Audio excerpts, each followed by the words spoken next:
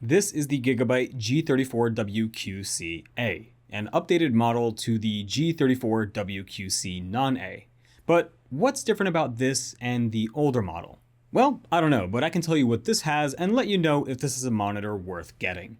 First off, this is a 34-inch 1440p 144Hz VA panel with a 1500R curve, FreeSync Premium, and the panel is capable of 10-bit color all the way up to 144Hz. So far, so good. What's weird is how the monitor handles the motion pixel response times, or as most people know it, motion blur. So like every gaming monitor, you have overdrive levels, and the higher you go, you get better pixel response times, so the image is a little more clear, right? Well, with this one, yes, but also no. So yes, it does get a little better when you overdrive it a little bit higher, but what's weird is that when you turn the black equalizer on, it does much better, and the higher you go, the better it does. This is kind of weird and doesn't and does make sense in the same time. So it doesn't make sense because I've just never seen this before. I'll start looking for this in other VA monitors to see if this is a common trend. But it also does make sense because it's a VA panel, and because you turn the black equalizer on, the monitor is forced to transition to a lighter black, or really gray, rather than full black that VA panels are really known for. So that's my theory on why it performs this way, but I'm not entirely sure. I'm just completely guessing at this point. Either way, when you don't have the black equalizer, you do get quite a bit of smear, and it is quite noticeable in really black scenes like, for example, my Twitter, which has a black background with all the white text. Super noticeable. Now, this isn't necessarily an issue if you're playing cinematic type games like Star Citizen or even story games. But when it comes to shooters, well, number one, this probably isn't going to be your first choice for competitive shooters.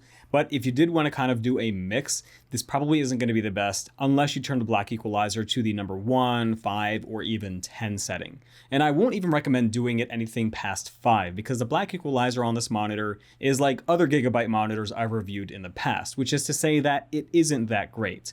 It's not really doing any kind of actual equalizing. What it seems like it's doing is just adding a white filter on top of what you're seeing to make it seem like it's actually brightening up the scene, but what it ends up doing is just making it look washed out. Now, if you turn on the color saturation feature, which by the way works really well, it does kind of negate that washout look, and you can increase the black equalizer even more and it doesn't look as washed out. But either way, this is one of the things that I've been critical with Gigabyte monitors in the past, and I would like to see them improve this in future gaming monitors. Back to the gaming experience though. Like I mentioned earlier, being that it's a VA panel, blacks are really black. They're much better than your IPS panel, and it is very noticeable, especially with the contrast ratio of this monitor, which we'll get to later. Sure, it's not the best for competitive shooters, but when you're playing cinematic games, in my case, I play a lot of Star Citizen, it's really cinematic looking, and since it's a space game, there's a lot of blacks. This game looks so much different than it does on my LG 38 GN950, which I love that monitor to death. But one thing that I do wish is that that monitor had better blacks, but it can't because it's IPS and it doesn't have any special backlight technology to make the contrast better. That's where this kind of monitor shines. Super deep blacks and more detail that you just can't get from any IPS monitor that doesn't have any kind of like mini LED or good backlight technology. Input lag is also very good. It's just another 144Hz monitor in terms of input lag. It feels very responsive, not as good as 240Hz monitors, but really no 144Hz monitor will be, but overall, extremely good. Media consumption is also very good on this monitor, at least when it's calibrated, because out of the box, this monitor runs really cool. It gets to about 8,000 Kelvin color temperature, which is a lot higher than it should be, which is supposed to be like 6,500 Kelvin. This means that out of the box, the monitor is going to have a bluish kind of tint to it. At least my unit will. Every monitor performs different out of the box, so you might get better than mine. Now, in terms of the color accuracy, a delta E of 5.84 isn't terrible for media consumption, but it's not good for color work. If you're doing color work, you can either download the free ICC color profile in the description or calibrate it yourself, because that's probably not going to be the best to use my color profile when all monitors perform different out of the box. Either way, you can try it if you want to. There is a built-in sRGB mode, but I wouldn't even recommend using it because it actually makes the monitor perform worse, at least in my case. The delta E went from about 6 to 7, which that's pretty bad, and grayscale performance was even worse, going from about 7.5 delta E to 9 with even more blue tint. Like, what is this profile? Calibrating the display did yield perfect results, giving an average color delta E of about 1.5 and an average grayscale delta E of 0.5, which is really good. Now, in terms of gamut coverage, it does have a decently wide gamut coverage, so whether you're a photo, video editor, or a media consumer, doesn't matter. It's got you covered with at least most things. Brightness and contrast is also good. It gets as bright as about 380 nits, which is plenty bright when there's a lot of sunlight coming in your room. Just make sure that the sun isn't hitting the monitor directly so you can actually see what you want to see. In terms of contrast, this is where the monitor excels. It advertises a 3000:1 contrast ratio, but it actually gets about 4000:1, which is 25% better than the advertised claim. Pretty impressive stuff, and it is pretty good, especially when you're looking at media or games. Those blacks are really black. Uniformity is also unusually impressive. I say unusually impressive because for some reason, the monitor seems to have better performance with 100% white than it did with 30% gray, which is not typical. I suspected it did worse because the monitor would have some kind of backlight bleed issue, but my particular unit had no backlight bleed at all, which was kind of weird for a curved VA panel. Usually they have issues with that. Then there's the viewing angles. Being that this is a VA panel and not an IPS panel, it won't do as good as IPS in terms of viewing angles, but it's not far off. There was no angle discoloration, and there was only a slight contrast effect when looking from the sides or the bottom, but not the top. Lastly, we're going to talk about the build, design, and the OSD. Then I'm going to give you my conclusion and let you know if this is worth it. If you don't care about this part, then just skip to the end. Starting with the OSD, it's controlled solely by this navigation nipple on the back of the monitor. When you access the full OSD, you have a bunch of things, starting with the gaming tab, which has your aim stabilizer, which is your black frame insertion, black equalizer, super resolution, display mode, overdrive, and FreeSync Premium. Next, you have the picture settings, which has your standard color profiles. And once you select your color profile, you're presented with a bunch of other things like your brightness, contrast, color vibrance, sharpness, gamma, color temp, low blue light, dynamic contrast ratio, Sense-I demo, and reset picture. Next, you have display, which has input, RGB range, overscan, picture-in-picture, and picture-by-picture, which I really appreciate. I'm glad this monitor has it because my $1,600 LG 38 GN950 doesn't, which is kind of weird being that it's a bigger ultra-wide than this. Like, what the hell, LG? What were you thinking? Clearly you weren't. Next, you have system to let you adjust the audio, OSD settings, quick switch, and some other settings. Almost pulled a Mike Tyson. And lastly, you have language with a crap ton of different languages.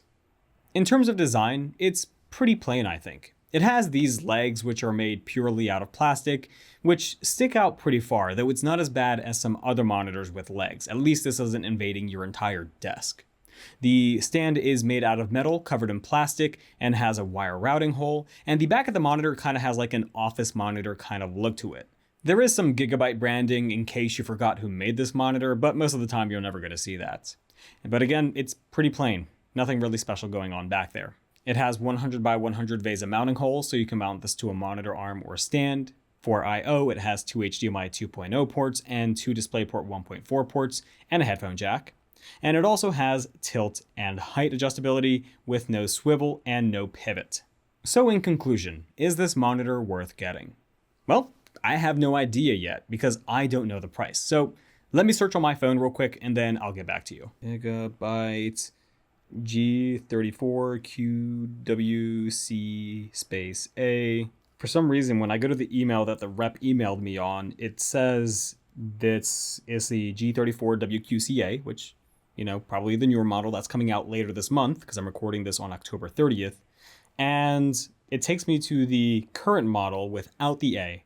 Obviously, this is probably going to be ending up being the same monitor, but it looks like the previous one is $450, and I'm going to guess that this is $450. And if it is $450, then I say hell yes. And the reason why is because I've seen a lot of other monitors like this where it's a VA panel, curved 34-inch 1440p, and 144 Hz. And those are around this price range, but from crappier brands like Scepter and AOC and all these other no-name Chinese brands that offer the grade B or whatever panels with, you know, possible issues. Coming from a brand like Gigabyte, I expect this to be better. Plus, it has a lot of gaming features that work pretty well. And since it's only about $50 to $100 more than the Chinese brands, I'd say this is a really good option, because if you wanted to get this from like a reputable monitor company, like let's say MSI, for example, they have something very similar to this, albeit with a better design, but theirs costs $900, at least when I made the video when it released. And it's like, why pay twice as much for the exact same performance? Sure, it doesn't look as good, this one, but you're paying twice as less for the same performance. Hell, actually, this is probably better because of the black equalizer giving you better motion pixel response times, which I don't know if the MSI did. It's not something I ever noticed before. Now, sure, some people won't like this simply because it's VA, and I get it. VAs suck when it comes to pixel response times compared to IPS, and there are other equivalent IPS monitors that perform better for competitive gaming and stuff like that. But if you're looking for like editing, media consuming, and, story or cinematic style games, this is probably the best one to get because the price just can't beat it for what you're getting for a reputable company. So that's it. If you guys thought of anything that I missed, which I probably did because, again, I'm going scriptless, still new to this kind of thing, let me know if I missed anything. I think I touched up on most things, if not all, but yeah, if you guys liked the video, leave a like. If you loved it, sub. If you want to support me on Patreon, go ahead. There's a link in the description. Subscribe if you want to. I think I already said that. Anyways, have a great day. Every day. Peace.